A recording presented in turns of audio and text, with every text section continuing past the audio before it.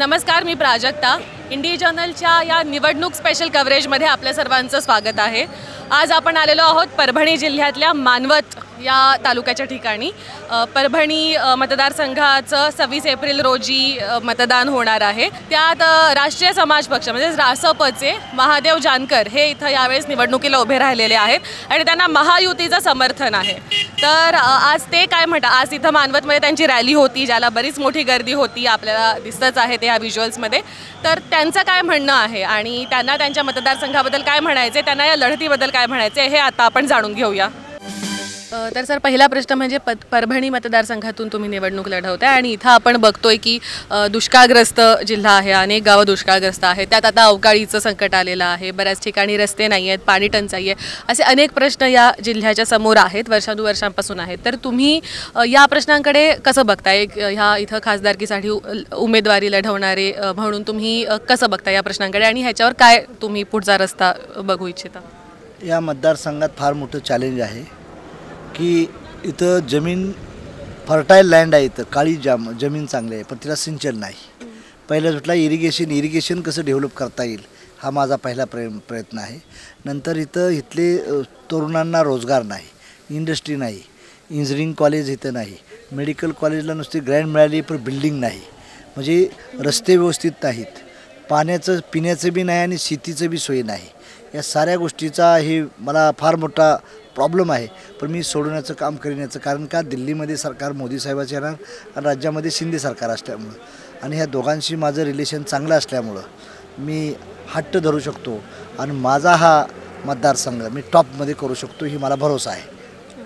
आता तुम्ही रोजगाराबद्दल म्हणाला, तर हे आता आम्ही जेव्हा परभणीत गंगाखेडमध्ये फिरत होतो तेव्हा बऱ्याच नागरिकांचं हेच म्हणणं होतं की रोजगार नाही आहे, म्हणजे कंपन्या येत नाही आहेत परभणीमध्ये किंवा अगदी मनरेगामधनं सुद्धा त्यांना काही मिळवणं कठीण झालेलं आहे. तर ह्याचं कारण काय आहे आणि ह्याच्यावर तुम्ही कशी मात करण्याचा तुमचा प्लॅन आहे? प्रतिनिधी जागृत पाहिजे, ब्रिलियंट पाहिजे, दिल्लीचा फंड आणण्याची कॅपॅसिटी त्यांच्यात पाहिजे, राज्याचा फंड आणण्याचा कॅपॅसिटी पाहिजे आणि इथल्या लोकप्रतिनिधींनी ते काम केलं नसल्यामुळे ही अवस्था अशी झालेली आहे. इथले बरेचसे युवक ठाणे, मुंबई, पुणे, नाशिकला सर्व्हिससाठी गेलेले आहेत तिथं आणि शेतकऱ्याला देखील एकच पीक आहे, उन्हाळी पीक, त्यामुळे एका पिकावर काही वाहू शकत नाही. त्यामुळे इथं फार बॅकवर्ड एरिया हा झालेला आहे. धूलयुक्त परभणी आहे, धूळ आहे सारी, म्हणजे रस्ते बरोबर आहेत, खड्डे आहेत, मेडिकलच्या दृष्टीने सोयी व्यवस्था, हैदराबादला जावं लागतं किंवा संभाजीनगरला जावं लागतं. या दृष्टीनं मला हे फार मोठं मेजर चॅलेंज आहे. तर ते परंतु मला हे वाटत नाही, मी हे मेंबर ऑफ पार्लमेंट बनल्यानंतर मोदी साहेब हे माझे थोरले भाव आहेत, मी त्यांचा लहान भाव आहे. भावाचा हट्ट, धाकट्या भावाचा थोरला भाव हट्ट पूर्ण करू शकतो आणि एकनाथ शिंदे साहेब, देवेंद्र फडणवीस साहेब आणि अजितदादाशी माझं रिलेशन चांगलं आहे. म्हणजे दोन्हीही तिजोरीच्या चाव्या आमच्याजवळ आहेत. ती जर चावी जास्त आली तर मी त्यांना सांगणार की माझा बॅकवर्ड पार्लमेंटरी सीट आहे आणि ह्या सीटला जास्तीत जास्त फंडिंग मिळण्यासाठी आपण मंडळींनी प्रयत्न करावा आणि मला ते देतील आणि ते मला पैसे मिळाल्यानंतर मी इथली डेव्हलपमेंट टॉपमध्ये करेन. मी इंजिनियर आहे स्वतः. जगात जर्मनी आणि भारतात परभणी. जर्मनी केवळ टेक्निकल नॉलेजमुळं पुढं आहे आणि तीच मी technical adaptation in parliamentary seat in परभणीमध्ये मी आणण्याचा प्रयत्न करीन. आणि उद्योगनगरी टाटाचं रिलेशन माझं चांगलं आहे. मी इंजिनिअरिंगचं शिक्षण मला रतन टाटाने केलेलं आहे, मी मेरिटमधला स्टुडंट आहे. त्यामुळे टाटा साहेबांना मी हक्कानं सांगेन की मला माझ्या मतदारसंघात 10,000 लाख रुपयाची मला एक मोठी इंडस्ट्री टाकून तुमचीच द्या. तुम्हाला लँड आणि वॉटर अँड इलेक्ट्रिसिटी प्रोव्हाइड करायचं काम राज्य सरकार किंवा केंद्र सरकारच्या माध्यमातून मी करीन. त्यामुळे इथल्या युवकांना रोजगार मिळेल. माझ्या पार्लमेंटरी सीटमधून जालन्यापासून ते नांदेडपर्यंत रेल्वेचं जाळ आहे, इलेक्ट्रिफिकेशन झालेलं आहे. आता हे अद्ययावत जर स्टेशन बनवलं आणि वंदे भारत ट्रेनचं बोगी जर मी आता वेस्ट बेंगालला बनवली जाते, तीच आमच्याकडे 2,500 हेक्टर लँड आहे रेल्वेची, त्या रेल्वेच्या लँडवरच आम्ही ही फॅक्टरी टाकू शकतो. तो रोजगार इथल्या जिल्ह्यातल्या भूमिपत्रांना मिळू शकतो. ती माझी पॅन आहे. नंतर मेडिकल हब मला घ्यायचं आहे. आमचं पुण्याचं रुबी हॉल आहे, सह्याद्री आहे, सेंट जॉर्ज आहे, ब्रिज कँडी आहे, जसलोग आहे, लीलावती आहे. ॲज लाईक काय मला 100 बेडचं 1000 बेडचं हॉस्पिटल जर बांधलं तर इथल्या गरीब लोकांना त्याची सोय होऊ शकेल. आणि इथं मी बघितलं महिलांच्या दृष्टीनं फार अडचण आहे. मी कॉलेजला काही भेटायला गेलो, त्या लेडीज हॉस्टेलला मी गेलो तर त्यांना सकाळचा नाश्ता नसल्यामुळे चक्कर येऊन पडायचं. तर त्यांना मी सांगितलं की त्या व्हाईस चान्सलरला त्यांचा जो काय पैसा येतो आहे तुम्ही समाज कल्याण मंत्रालय असेल, महिला बाल कल्याण मंत्रालय असेल तर सेक्रेटरीशी बोललो आणि ह्यांना नाश्ता द्या सकाळचा. एक टाईम जेवण नसलं तर चालेल, पण सकाळचा नाश्ता आणि प्रोटीनयुक्त, ती उद्या आपली भगिनी असते, ती आई बनणार आहे, ही बनणार आहे, साऱ्या प्रोटीन्सयुक्त त्यांना खाणं मिळालं पाहिजे. म्हणूनसाठी तुम्ही ती द्यायचा प्रयत्न करा. पण आम्ही तसा GR काढायला मी लावला व्हाईस चान्सलर आणि त्यांनी काढला. त्यामुळे महिला सक्षमीकरणाचं काम आहे. आणि महिलेनं काय केलं पाहिजे, जपानची सत्ता ही महिलेच्या आईच्या हातात आहे, म्हणून जपान जगावर राज्य करते. आमच्या इथं पुरुषाच्या हातात सत्ता असल्यामुळे वाटूळ झाले आमचं. म्हणजे महिला काय करते, शोषिक असते आणि ते 2-2 रुपये टिकवून ठेवते, पण पुरुष तसा ठेवत नाही. म्हणून महिलांना देखील सक्षमीकरण करणं मराठवाड्यातलं मला पहिलं गरजेचं आहे. म्हणून मी त्यांच्यावर देखील काम चांगलं करणार आहे. आणि महिलांच्याबद्दल IAS-IPS ट्रेनिंग कसं उभा करता येईल. शेतकऱ्याच्या मुली आहेत समजा, आणि त्यांना आपण ट्रेनिंग देऊ. ज्यावेळेस 5,000 मुलींना आम्ही ट्रेनिंग देऊ, 5,000 मुलांना शेतकऱ्या, त्यातली 5 मुलं तर IAS-IPS बनतील. आणि चाणक्यचे अध्यक्ष धर्माधिकारी माझे मित्र आहेत, त्यांना मी बोलून फ्रीमध्ये कोचिंग द्या. नंतर सेलिब्रिटी अक्षय कुमार असेल, आपला संजय दत्त असेल किंवा प्रियांका चोप्रा, यांना आम्ही सांगू. अक्षय कुमारला आम्ही एका पंकजाताईंची लग्न सोहळा ठेवला होता आणि तिथं 110 जोडप्यांची लग्न होती. मग अक्षय कुमार, देवेंद्र फडणवीस, पंकजताई आणि मी हेलिकॉप्टरमध्ये चाललो. तर अक्षय कुमार म्हटले, जानकर जी मैं क्या कर सकता हूँ. तो म्हणलं, ये गरीब लोग है, ये लड़की है, आपको जो कुछ मदत करना है तो कर सकते हैं. तर देवेंद्र फडणवीस आणि पंकजताई माझ्या खवळले, म्हणजे यार कशाला तुझं माहीत. तर म्हणलं मला त्यांनी विचारलं. त्यांनी एका मुलीच्या नावावर 1-1 लाख रुपये टाकलं. असं 1,10,00,000 रुपये त्या लग्न सोहळ्याला दिलं आणि त्या मुलींच्या नावावर केलं, नवऱ्याच्या नावावर नाही केलं. म्हणजे त्यांना उद्या चिरतात बघण्यासाठी. अशा योजना जर आपण NGOच्या, सेंट्रल गव्हर्नमेंटच्या स्कीम आहेत, टुरिस्टच्या आहेत. आता परभणीमध्ये नवीन लग्न झालं तर पिकनिकला जायचं स्पॉट नाही, किंवा एखाद्या प्राध्यापक आहे, प्रिन्सिपल आहे, डॉक्टर आहे, त्याला मुलाला आणि बायकोला घेऊन, आईला घेऊन जर फिरायला जायचं म्हटलं तर गार्डन नाही. जसं गडकरी साहेबांनी फ्लोरा फाउंटन बनवलं आहे दुबईचं पाहून, तसं मी अमेरिकेला गेल्यानंतर मी ते पाहिलं होतं. ते अमेरिकेत सॅन फ्रान्सिस्कोचं जे थीम आहे ती मला परभणीत आणायचं आहे. आणि त्याला किती 11 कोटी रुपये लागतात. 11 कोटी इझिली आपण अवेलेबल करू शकतो. त्यामुळं ह्या दृष्टीनं टुरिझमचं असेल, इन्व्हायरमेंटलच्या दृष्टीनं परभणीचं सर्वात जास्त टेम्परेचर आहे. एलदरी धरणात वॉटर आहे, त्याचं इव्हॉपरेशन होतं आहे आणि ते पाणी कमी व्हायला लागलेलं आहे. मग त्याच्याबद्दल आपल्याला काय टाकता येते का, तर त्याच्यावर जर आपण हे टाकलं, फेविकॉलचा जो कागद असतो तो जर टाकला तर इव्हॉपरेशन होणार नाही. आणि खाली आपण माशाची शेती केली तर शेतकऱ्याला मासेसुद्धा पैसा मिळू शकतो जास्त. 1 एकराच्या ऊसात जेवढं उत्पन्न मिळत नाही तेवढ्या 20x10च्या पॉन्डमध्ये फिशरीचं उत्पन्न होऊ शकतं. फिशरीचं परत आपण पोल्ट्री फार्म देऊ शकतो 90% सबसिडीनं. नंतर गोपालन करू शकतो. डेअरी डेव्हलपमेंट सेक्टरमध्ये आपण डेव्हलपमेंट करू शकतो. जो इंजिनियर डॉक्टर मुलगा झाला आहे त्यानं जर डेअरीचा प्रोजेक्ट टाकला, चीज बनवलं, तर अमूलसारखा तो मुद्दा उद्योगधंदा, म्हणजे सर्व्हिस मागण्यापेक्षा सर्व्हिस देणारा बनला पाहिजे. म्हणजे आपण काय म्हणतो, मला सर्व्हिस लावू द्या. IT हब आहे आमचं हिंजवडीला, बायको बी पैसा घेते 20 लाख, नवराही घेतो आहे. त्यापेक्षा आपण सर्व्हिस देणारी, प्रोव्हाइड करणारी व्यक्ती कशी बनवता येईल या दृष्टीनं मी प्रयत्न करणार आहे. आणि त्यासाठी IT असेल किंवा स्टार MIDC आणली तर, आणि त्यासाठी मी फंड कमी पडून देणार नाही. मी एका पक्षाचा राष्ट्रीय अध्यक्ष आहे, त्यामुळे मोदी साहेब मला चांगलं ओळखतात. आपले उद्धव नाही, एकनाथ शिंदे साहेबांचं माझं रिलेशन चांगलं आहे. अजितदादा बी एका पक्षाचे अध्यक्ष आहे, त्यामुळे ह्यांना मी ॲडजस्ट करून, देवेंद्र फडणवीस भावासारखे आहेत माझ्या, कारण ते आमचे चीफ मिनिस्टर होते तेव्हा त्यांच्या मंत्री हाताखाली मी काम केलं आहे मिनिस्टर म्हणून. त्यामुळे माझा आणि त्यांचा विश्वासाचा एकदम हे आहे. म्हणून मी सांगू इच्छितो की इथं सामान्य लोक आहेत, गरीब लोक आहेत, आणि फार लँड होल्डिंग जादा आहे. पण लँड होल्डिंगमध्ये इन्कम करण्यात ह्यांच्यात जो इलेक्ट्रिफिशियन नाही, नंतर वॉटर रिसोर्सेस नाहीत, त्यामुळे ह्यांची अवस्था बेकार झाली. आपण जर यांना पाणी दिलं तर शेतीचं सिंचन झालं, आणि त्याला अलाइड बिझनेस म्हणून आपण कोल्ड स्टोरेज चेन उभा करू शकतो. 5 कोटी जर आपण गव्हर्नमेंटचं मिळालं तर 4 कोटी सबसिडी आहे सेंट्रल गव्हर्नमेंटची, आणि 90 लाख रुपये स्टेट गव्हर्नमेंटचे. मी 10 लाख रुपये फक्त भरायला लागते त्याला. त्यामुळे शेतकऱ्याचा पोरगा उद्योगपती होऊ शकतो आणि मर्सिडीज बेंज गाडीमध्ये तो फिरू शकतो. म्हणजे अशी भूमिका आहे. थोडंसं ह्याचं एक हे विचारायचं होतं की अनेक जणांची तक्रार आहे परभणीत आणि मराठवाड्यातच एकूणात, की बरेच नवीन प्रोजेक्ट्स येतात किंवा महामार्ग बनत आहेत, तर त्याच्यामध्ये त्यांच्या जमिनी जात आहेत त्यांच्या हातातनं. मग आता अर्धी जमीन गेल्यानंतर अर्ध्यामध्ये शेती कशी करायची. त्यात ऑलरेडी वातावरण असं झालेलं आहे की आहे तेवढ्या शेतीमध्ये पण उत्पन्न एवढं येत नाही. मग अर्धी झाल्यावर काय करायचं. मग याच्यावर की जमीन अधिग्रहणाचे त्यांना पुरेसा मोबदला मिळत नाही अशीही त्यांची तक्रार आहे. मग यावर तुम्ही काही विचार केला आहे का. मी सांगतो की आमचं सरकार आलं तेव्हा 5 पटीनं शेतकऱ्याला पैसे दिलेत. ज्या नॅशनल हायवे गेला त्या जमिनीची 1 एकरामागं 5 लाख रुपये होता, पण आमचा हायवे गेल्यामुळं त्याची 50 लाख झाली. 5 पटीनं रक्कम वाढलेली आहे. त्यामुळे शेतकऱ्यांनी तसं म्हणायचं नाही, आम्ही 5 पटीने त्यांना रक्कम देतोय. आणि ज्यावेळेस तुम्ही दळणवळणाची साधनं वाढेल तेव्हा तुमची व्हॅल्यू वाढेल ना. जर रोड चांगले असतील, इन्फ्रास्ट्रक्चर चांगलं असेल तर तुमची किंमत आहे. त्या शेतकऱ्यानं काय केलं पाहिजे, ते 5-5 कोटी रुपये त्यांना मिळाले आहे काय क्रमांक, तर त्यांनी काय केलं पाहिजे, वाणिज्य म्हणजे त्याला कमर्शियल कॉम्प्लेक्स बांधलं पाहिजे. कमर्शियल कॉम्प्लेक्स हे काय करतात, कोंबडी खाऊ नका, अंडं खावा ना.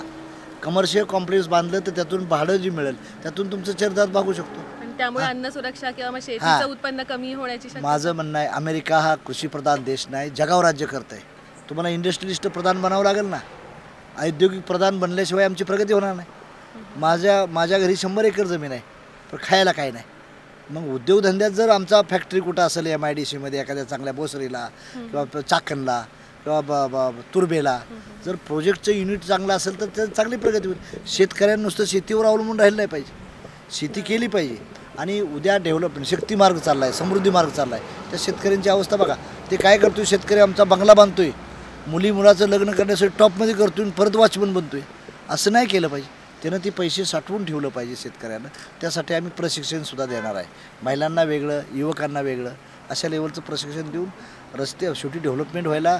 एखादा डॅम बांधायचा असेल, जमीन तुमची जाणार, 10 गावं उठणार, पण 100 गावांचा फायदा होणार आहे. म्हणजे ज्यावेळेस काही करतो त्यावेळेस फायदा झाला पाहिजे. आता तर आमचं म्हणणं आहे किंवा ही लोक जमीन देत नाही तर आम्ही ब्रिज, डबल डेकरचा ब्रिज बांधायला सुरुवात केली आहे. म्हणजे दोन्ही बाजू जमीन देत नाही, 5-10 पटीनं पैसे देऊन देखील. आणि गडकरी साहेबाचं मी अभिनंदन करीन की त्यांनी काय केलं, शेतकऱ्यासाठी तलावाच्या बाजू तलाव बांधले, छोटे छोटे तलाव बांधले आणि ती शेतकऱ्यांना दिलं त्यात नाही करून. म्हणजे ही जी बाब आहे ते आपण लक्षात ज्यावेळी डेव्हलपमेंट होती तेव्हा कुणाला तरी त्रास थोडा होणार आहे, त्याचे आपण 5 पटीनं मोबदला देतो शेतकऱ्यांना. ओके, थोडासा राजकीय प्रश्नाकडे परत येत आहे. तुमच्यावर ज्या 2 मेन टीका होत आहेत सध्या, तर एक असं म्हटलं जाते की तुम्ही इथले नाही आहे, तुम्ही बाहेरचे आहात, मग तुम्ही इथं कसे येऊन लढताय. आणि दुसरं असंही म्हटलं जाते की तुम्ही ह्याच्यापूर्वी भाजपवर टीका केलेली आहे, मग आता तुम्ही भाजपसोबत कसे काय गेलेला आहात, तर ह्यावर तुम्ही काय उत्तर द्याल? I am a leader not a ladder. मी एका पक्षाचा नॅशनल प्रेसिडेंट आहे. माझे गुजरातला नगरसेवक आहेत, बँगलोरला नगरसेवक आहेत, आसामला जिल्हा परिषद आहे माझी, आणि उत्तर प्रदेशमध्ये वोट ऑफ पर्सेंट माझं वाढलेलं आहे. राष्ट्रीय अध्यक्षानं मी आजपर्यंत इलेक्शन नांदेड लोकसभा लढवली, नंतर सांगली लोकसभा लढवली, नंतर माढा लोकसभा लढवली, नंतर बारामती लढवली, आणि 5 नंबरला मी इथं माझा जन्म झाला आहे कृष्णेकाठी प्रतापगडा शेजारी, आणि गुलाल घ्यायला आलो आहे गोदावरीच्या तीरावरी. त्यामुळं I am the national figure. आणि उपरा म्हणायची काही गरज नाही. इंदिरा गांधी चिकमगळूरमधनं विजय होतात, मोदी साहेब वडनगर सोडून वाराणसीनं विजय होतात, राहुल गांधी अमेठी सोडून वायनाडला जातात. I am the national leader. आणि मी जे आज अर्ज भरला आहे त्याचा माझा राष्ट्रीय अध्यक्ष बी फॉर्म माझाच आहे, माझीच साईन आहे. आणि जो माझ्यावर टीका करतोय तो इथला नाही आहे. संजय जाधव महाशय आहेत ना, ते लातूरचे आहेत, नॉट ओरिजिनल इथले. उपरा काय, मी देशाची सेवा, भारतातला माणूस आहे मी, आणि भारतात मी कुठे उभं राहू शकतो. माझा ऑलरेडी रेकॉर्ड आहे की मी कधीही विधानसभा लढवली नाही, लोकसभाच लढवली, आणि त्या लोकसभा मी नांदेडपासून सुरुवात केलेली आहे. मग त्यावेळेस काय उपरा, आज त्यांच्या माझ्यावर टीका करायला कुठलाच शब्द नाही. पायाखालची वाळू चढत असल्यामुळे ते. आणि भारतीय जनता पार्टीवर टीका करायचा माझा स्पष्ट बरं म्हणून नाही, मी खरं बोलतो. पहिल्याच वेळेला मुंडे साहेबांनी माझी अलायन्स भारतीय जनता पार्टीवर केली, त्यावेळेस देवेंद्र फडणवीस प्रदेशाध्यक्ष माझे चांगले मित्र होते. मुंडे साहेबांचं आणि देवेंद्र फडणवीसचं मोठं योगदान आहे. पण भाजप जर आम्हाला एकही जागा देत नसेल तर आम्ही त्यांच्यावर फरफटत जायचं का? म्हणजे आज शत्रू पॉलिटिक्समध्ये कोण कोणाचा मित्र आणि शत्रू परफेक्ट नसतो. जर तुम्ही आम्हाला जागा देत नसाल तर आम्हाला आमचं घर शोधलं पाहिजे ना. भाजपाशी टीका करायचा काय प्रश्न आहे? माझे अलायन्स भाजपवरच होते. मी एवढा असून देखील भाजपालाच राज्यसभेला वगैरे माझ्या आमदारांनी मतदान कोणाला दिलं? भाजपलाच दिलं. आम्ही काय महाविकास आघाडीला मतदान दिलं नाही. उद्धव साहेब जेव्हा चीफ मिनिस्टर झाले तेव्हा आम्हाला फंड बी दिला नाही. मी आत्ता सिटिंग MLA आहे, मी MLC आहे, माझा एक आमदार आहे, आम्हाला पैसे दिले नाहीत त्याने. ते म्हणायचे हे BJPचे अलायन्स पार्टनर आहे म्हणून त्यांनी दिलं नाही. आणि BJPनं आम्हाला जागा दिली तर आम्ही त्यांच्यावर आहे. म्हणजे जागा दिली नाही मग BJPला टीका नाही करायचं तर काय करायचं? का BJPवर नुसतंच फरफटत जायचं का? त्यांनी आम्हाला अलायन्समध्ये जागा दिली. मोदी साहेबाचं अभिनंदन, अमित शहाचं, नड्डाचं अभिनंदन, देवेंद्र फडणवीसचं अभिनंदन, तसंच अजितदादाचं अभिनंदन, एकनाथ शिंदेचं अभिनंदन. आमचं जमलं, त्यांनी आम्हाला एक जागा सोडली, आमच्या चिन्हावर सोडली, आम्ही त्यांचं स्वागत केलं. त्यामुळे BJPशी शत्रू असायची काही गरज नाही किंवा ह्याच्याशी आपण बोलायचं काय. आम्ही काँग्रेसला सांगितलं, महाविकास आघाडी इंडिया आघाडीला सांगितलं होतं 3 जागा द्या. एक काँग्रेस, एक उद्धव साहेबांनी आणि एक शरद पवार साहेबांनी. आणि ह्यांना सांगितलं होतं 2 जागा द्या. कोणाला? महायुतीला सांगितलं. 2 पैकी त्यांनी 1 जागा दिली म्हणजे 50% जिंकलो. आणि ते 3पैकी आम्हाला एकच जागा पवारसाहेब देतो म्हणले होते, त्याला 33% मतं, म्हणजे 33% पर्सेंटेज मिळाले. म्हणजे मला पर्सेंटेज 50% माझ्या पक्षाला सन्मान कोणी दिला? भारतीय जनता पार्टीने दिला आणि माहिती म्हणजे ह्यांनी दिला. त्यांच्यावर गेलं पाहिजे ना. मी इलेक्ट्रिकल इंजिनियर आहे, मला करंट कुठं द्यायचा कोणाला द्यायचा ते कळतं व्यवस्थित, आणि त्या दृष्टीनं मी करंट बरोबर दिला होता, त्यात मी यशस्वी झालो. आणि आता आज मोदीसारखे एवढी व्यक्ती देखील माझ्या प्रचाराला तिथं आली, म्हणजे मी माझं काहीतरी असेल तर त्यांनी हे केलं असेल ना. त्यामुळं मूल रडल्याशिवाय आई देखील त्याला दूध पाजत नाही ना, ही ह्याचा गुरुत्वाकर्षणचा नियमच आहे आणि त्या टॅक्टिसनं आपण चाललं पाहिजे. म्हणूनसाठी सर एक शेवटचा प्रश्न फक्त की आता संजय जाधवांचं पण नाव तुम्ही घेतलं तर हे शिवसेनेचं एका अर्थानं असा हे स्ट्रॉंग होल्ड मानलं जातं, कारण मागचे 2 हे आपण बोललो की शिवसेनेचं इथं निवडून आलेलं आहे. आता शिवसेना उबाठामध्ये ते निवडून येणार, म्हणजे त्याच्या ह्याने ते उमेदवारी त्यांनी हे केलेली आहे. आणि दुसरीकडे एक मराठा वर्सेस OBC असा एक मोठा मुद्दा आपल्याला मराठवाड्यात पेटलेला दिसत आहे. आणि त्या अर्थाने सुद्धा असं म्हटलं जाते की मराठा मतं कदाचित संजय जाधव यांच्याकडे वळतील का काय. आणि तुमच्यावर त्या ह्याच्यातनं सुद्धा टीका झालेली आपण ह्याच्या आधी माध्यमांमधनं बघितलेलं आहे. तर मग त्याबद्दल तुम्हाला काय वाटतं की ह्या मुद्द्यावरनं काही होऊ शकतं का? ह्या मुद्द्यावरनं तुम्हाला येणारी मतं अफेक्ट होऊ शकतात का? काही प्रमाणात त्यांना मतं जातील, परंतु मराठा समाजाचं मतदान मलाही मिळणार आहे. मला मराठा समाजाचं 40 ते 45% मतदान मला मिळेल, बाकीचं त्यांना 55% मतदान त्यांना मिळेल. पण त्याच वेळेस ब्राह्मण, मारवाडी, सिंधी, पोरवाल, जैन, OBC मधला समाज, मायनॉरिटी समाज, मुस्लिममधला काही इंटेलेक्च्युअल समाज, दलित समाजातला वर्ग, ही समाजाचं मतदान मी वोटिंग घेईल. आणि असं मराठा समाजाबद्दल जे त्यांना जे वाटत होतं ते मराठा समाज बी त्यांच्याकडे जास्त जाणार नाही, मला अंदाज आहे. आणि त्यामुळं मी इथं विजय होणार आहे. म्हणजे त्यांनी माझ्यावर जातीवादातनं टीका मी कधी हे केलेलं नाही. शाहू फुले आंबेडकरला मानूनच आम्ही काय केलं. आणि ज्यावेळेस ती मराठा समाजाला सारथीची योजना होती त्या योजनेत मी बी होतो बनवायला, देवेंद्र फडणवीस होते. त्यामुळं मराठा समाजातला इंटलं आता पाहिलं असेल मराठा समाजाच्या मुलानं भाषण केलं, तुम्ही ऐकलं असेल माझं भाषण झाल्यानंतर. मराठा समाजाचा तरुण आहे तो, 350 मुलांना देवेंद्र फडणवीसला मी घेऊन गेलो, त्यांचा चहाही मी पिलो नाही आणि त्यांच्यावर अन्याय झाला. SCच्या मुलांनी काय केलं तर SCच्या मुलांना आम्ही पहिल्या सुटला जागा दिल्या, 280 PSI SC समाजाचे बदले. आणि मराठा समाजावर त्या SCच्या लोकांनी अपील दाखल केलं की ह्यांना घेऊ नका म्हणून. मग ही माझ्याकडे आली, म्हणजे कोणा देवेंद्र फडणवीसचं माझं रिलेशन, वर्षाच्या बाजूला माझा बंगला होता मुक्तागिरी, त्यामुळे आणि माझं त्यांचं खास रिलेशन. मग ती मराठा समाजाची तरुण माझ्याकडे आली, साहेब म्हणले आम्हाला कोण ऐकणं आणि कोण विचारणं. तर म्हणलं काय प्रॉब्लेम, मी समजून घेतला, अभ्यास केला आणि फडणवीस साहेबाकडे गेलो. म्हणलं ह्या मुलांना न्याय द्यायचा आहे. तर त्या माणसाने एका मिनिटात सांगितलं की ते मला फॅक्ट्स अँड फिगर दी. मग राजूरकर PAकडे दिलं, त्या एका सेक्रेटरीकडे दिलं, आम्ही IPS कमिशनर होता त्यांना म्हणलं अभ्यास करून आम्हाला सांगा काय त्रुटी आहे त्यात. मग म्हणजे साहेब हे करावं लागेल, पण कॅबिनेटला नोट घ्या. कॅबिनेटची नोट मी तयार केली, होम डिपार्टमेंटची ते 3 दिवस घालवलं, माझे सेक्रेटरी लावले आणि ते लिहून घेऊन सारं ऐनवेळी सही घ्यायला फक्त कॅबिनेटला मांडलं. म्हणजे final authority Devendra Fadnavis home minister होते, पण ती मला अधिकार दिलता त्याने म्हणजे हे करा. आणि ते मुलं आज माझ्या प्रचारात फिरतात मराठ्यांच्या गावात, OBCने दिलं नाही. ते म्हणतात की महादेव जानकर किती चहासुद्धा त्यांचा, उलट माझ्या बंगल्यावर त्यांना मी सत्कार केला, देवेंद्र फडणवीसच्या हस्ते त्यांचा सत्कार केला. म्हणलं बाळांनो मी नाही केलं, मी मध्यस्थी होतो, केलं काम हे कोणी देवेंद्र फडणवीस नावाच्या माणसानं केलं आहे, म्हणजे लक्षात ठेवा. तर त्यामुळं ती पोरं सांगायला लागली की महादेव जानकर किती चांगला आहे. आता ती PS आहेत, म्हणजे त्यांचं प्रमोशन ते होतं, अडचणी होत्या त्यांना, पोलीसमधले होते, त्यांनी परीक्षा दिली, त्यांना स्टे दिला होता, तो स्टे मी काढण्याचा प्रयत्न केला. त्यामुळं मी जात धर्म मागत नाही. माझा PA आशुतोष जोशी आहे पुण्याचा, त्याला मी सांगून ठेवलं आहे, जो गरीब कुठलाही असेल, कुठल्याही धर्माचा ते, ख्रिश्चनचा असू दे, मुसलमानाचा असू दे, त्याचं काम तो केलं पाहिजे, मला काय सांगायचं नाही. आणि तो त्यापर्यंत करतोय. तो आम्ही हे करत नाही आणि आम्ही कोणाकडे काय घेत बी नाही, तसली भानगड काय करत नाही. Thank you sir, thank you so much की तुम्ही तुमचा वेळ आम्हाला दिला.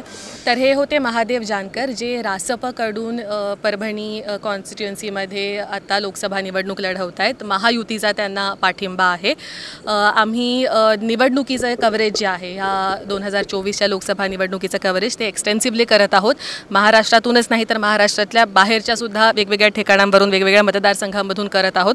त्यामुळे असेच अनेक व्हिडिओज, इंटरव्ह्यूज तुम्हाला बघायचे असतील तर आमचं हे चॅनल नक्की सबस्क्राईब करा आणि हा व्हिडिओसुद्धा लाईक शेअर करायला विसरू नका आणि पाहत रहा इंडी जर्नल.